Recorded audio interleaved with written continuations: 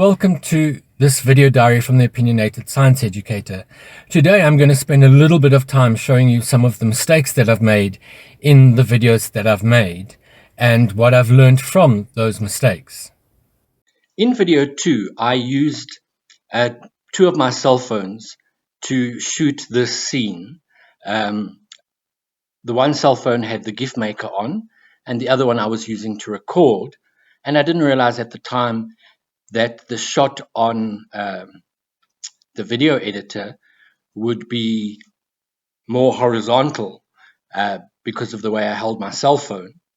And when I was editing it and putting it together, I tried to put in a picture to apologize to people for the change in the orientations. But I didn't know much about a timeline then, so when I inserted the picture, because the picture was so small, I couldn't see it on the timeline, and it appears in the video as these two pictures that just seem to appear out of nowhere. So yeah, here it was about orientating the cell phone, also trying to get a clear shot. You can see it's quite blurry there, and then trying to apologize to people for the shoddiness in the shot. But yeah, that didn't quite work out the way I'd planned.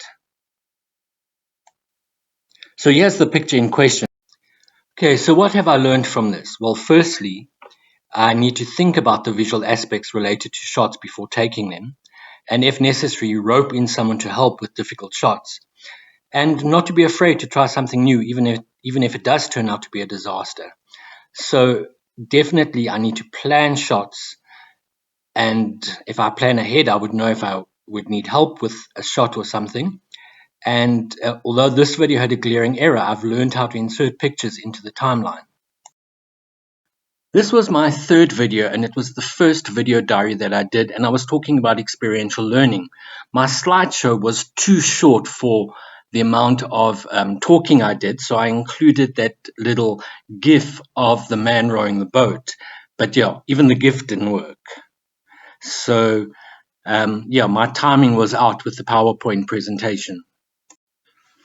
So what have I learned from these mistakes? Well, firstly, the PowerPoint presentation was too short for everything I needed to include in the voiceover.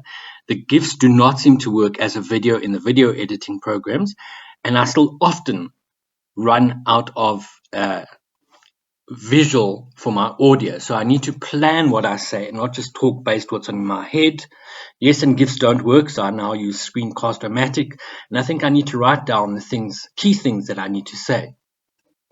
Anybody who's checked my channel out will see that in the past week or so I've been very prolific, and that's basically because of my online teaching.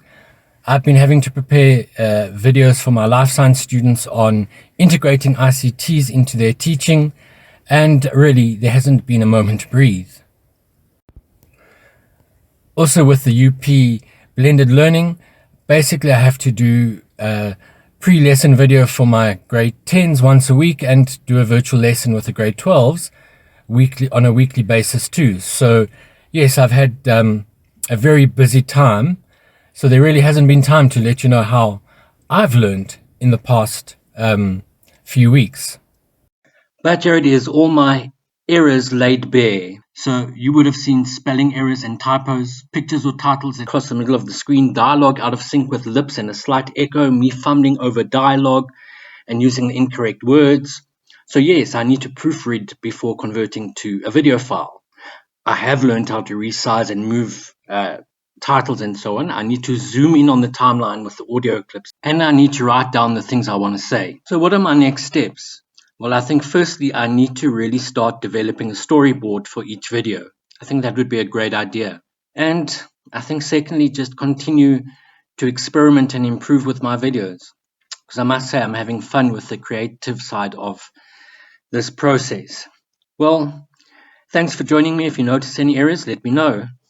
So yes, I'm just taking some time out to do things like go to the shop, and thank you for joining me again. The Opinionated Science Educator signing out.